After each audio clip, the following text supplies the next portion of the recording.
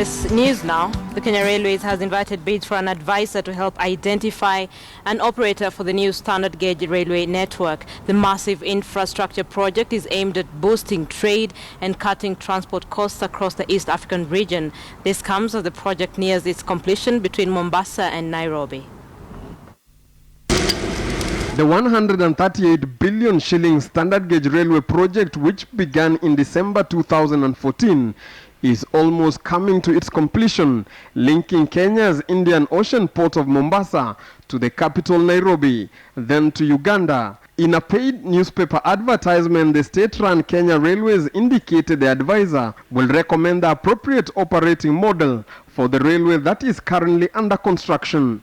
You are aware it is the most important project ever undertaken by government of Kenya.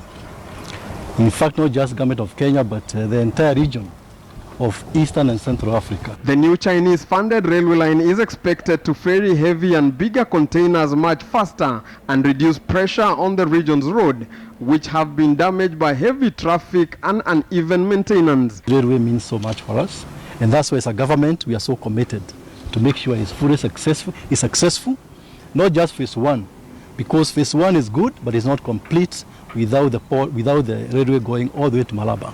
The new railway is expected to open up to commercial services in the mid-2017. The existing meter gauge railway line was built by the British at the turn of the century and is in a bad shape due to years of mismanagement and neglect. Because from Mombasa, this is a first phase arriving in Nairobi, but for Nairobi it will go to Naivasha, then take a southern route, go to Narok, go to Bomet, Nyamira, and then Kisumu. Kenya also hopes to transform its passenger service, now plagued by delays.